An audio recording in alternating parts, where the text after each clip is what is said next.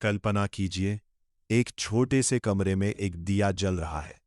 वो दिया दीवार को देखता है, छत को देखता है और सोचता है, मैं कितना छोटा हूं, ये कमरा कितना विशाल है।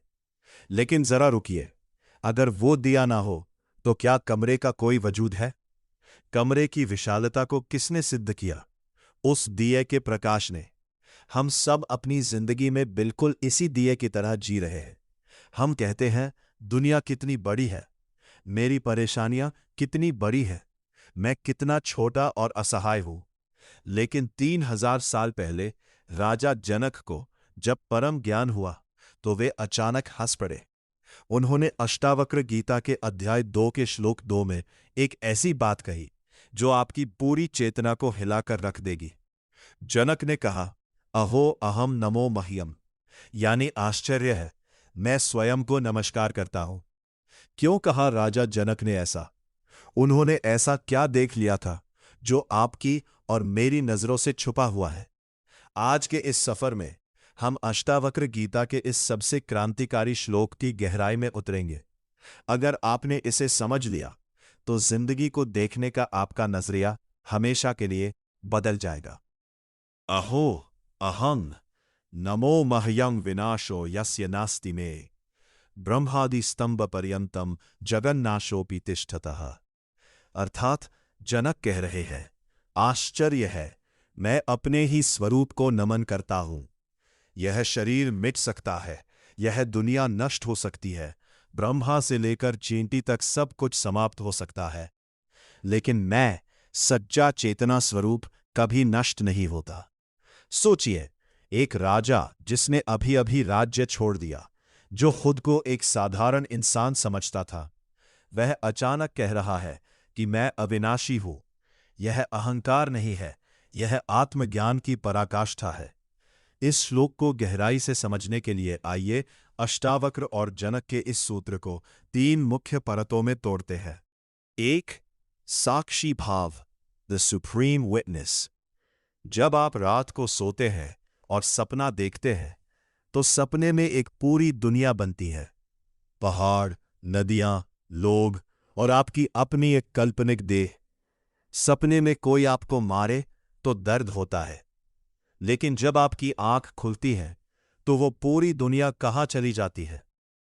वो दुनिया आपके अंदर ही बनी थी और आपके अंदर ही विलीन हो गई। राजा जनक कह रहे हैं, ये जागृत अवस्था भी एक महान सपना ही है। इस पूरी सृष्टि को जानने वाला, इसका अनुभव करने वाला दृष्टा, ऑब्जर्वर, केवल मैं चेतना हो। 2. मैं कौन सा मैं, आइडेंटिटी क्राइसिस।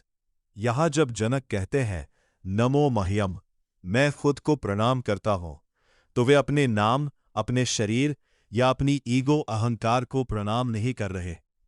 अगर आप कहे मैं राहुल हूं या मैं प्रिया हूं तो ये शरीर का नाम है। अगर आप कहें मैं दुखी हूं तो ये मन की अवस्था है। लेकिन इन सब से परे, जो ये जानता है कि शरीर बूढ़ा हो रहा है और मन दुखी है, वो सच्चा मैं, प्योर कॉन्शियसनेस है। उसी शुद्ध चेतना को नमन किया जा रहा है। 3. ब्रह्मांड और तिनका। श्लोक में शब्द आया है, ब्रह्मादि स्तंभ पर्यंतम।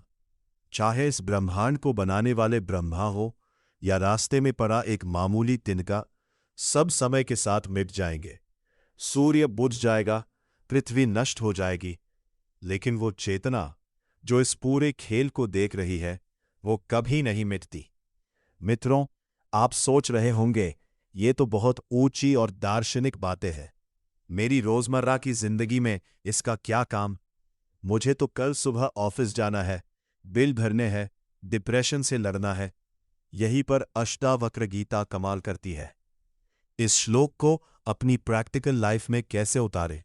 आइए 3 बातें समझते हैं। डर से मुक्ति, फ्रीडम फ्रॉम फियर। हमें सबसे बड़ा डर किस बात का होता है? खोने का डर, असफलता का डर, मृत्यु का डर। अष्टावक्र कहते हैं, विनाशो यस्य नास्ति में, जिसका कभी विनाश हो ही नहीं सकता, वह तुम हो। जब आप समझ जाते हैं कि आपकी मूल सत्ता अजर अमर है, तो जीवन की छोटी मोटी परेशानियां आपको डराना बंद कर देती है। 2. आत्मसम्मान और स्वप्रेम, सेल्फ वर्थ। आजकल लोग सेल्फ लव की बात करते हैं, लेकिन सच्चा सेल्फ लव क्या है? शीशे के सामने खड़े होकर यह कहना कि मैं सुंदर हूं? नहीं। सच्चा आत्म प्रेम यह जानना है कि आप इस ब्रह्मांड के सबसे महान तत्व, चेतना के अंश हैं। जब राजा जनक कहते हैं नमो मह्यम, तो वे सिखाते हैं कि दूसरों की स्वीकृति, वैलिडेशन मांगना बंद करो। अपने भीतर छिपे उस ईश्वर को नमन करो। 3. दुखों से दूरी, डिसआइडेंटिफिकेशन फ्रॉम पेन।